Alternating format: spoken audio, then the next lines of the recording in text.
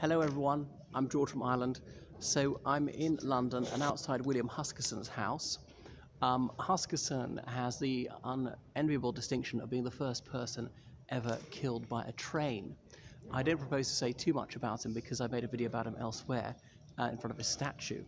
So Huskisson was born in the English Midlands into a middle-class family, but from his earliest boyhood showed a very lively interest in politics.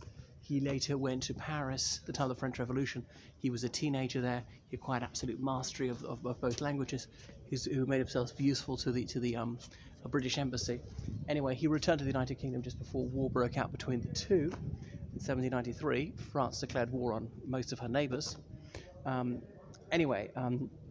He rose in Tory politics and managed to be elected an MP, which was a great achievement for someone from a relatively modest background, because most members of Parliament were either aristocrats or closely related thereto. By aristocrats, if you had the title Lord, you'd be in the House of Lords usually. It depends where your title related to and when it was created. Some lords, their title was created in relation to Ireland prior to 1800.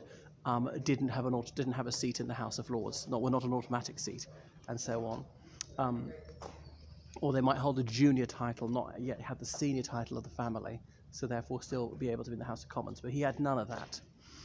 He held various cabinet positions, was president of the Board of Trade towards the end of his life. So cut to the chase. So 1830, railways been going for 5 years. That started in the northeast of England, around Darlington. But there's one between Manchester and Liverpool was being opened. So there he was in a railway near Stockport, and so many grandees were there to see it opened. And amongst the worthies was the then Prime Minister, the Duke of Wellington, a Tory.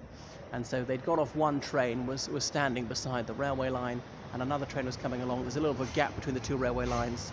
They were told it's unwise to get off the train because another one was coming right beside it, but they could do that, and then the train was coming, and then he couldn't make up his mind whether he was going to get back onto the train or stay where he was, and he dithered. He's quite mal-coordinated. He'd had an operation because he damaged his arm sometime earlier, and he started to get into a blind panic, and that's why he managed to still be on the railway line when the train hit him. But he didn't die immediately, and a doctor was summoned, and they managed to sustain his life for a few hours, and then he expired. So that is William Huskisson.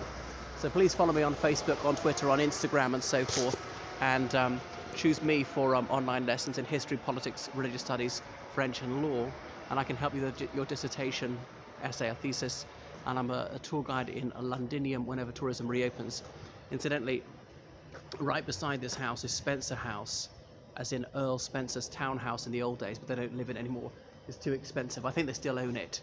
You can pay to look around it, even hire it out for parties, as in Princess Diana, as she was Lady Diana Spencer before she married Prince Charles. That was her family's house a long, long time ago, not in her lifetime.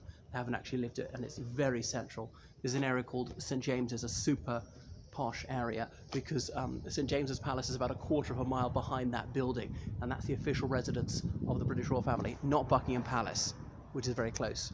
St. James's Palace is much smaller, not so well known, so they spend most of the time in Buckingham Palace. And just through there, that is St. James's Park. All right, so that's enough about William Huskisson, and what else was I going to say? Other services I offer. I think that's about it. Make sure you subscribe and check out my British Poesy channel. Toodle pip.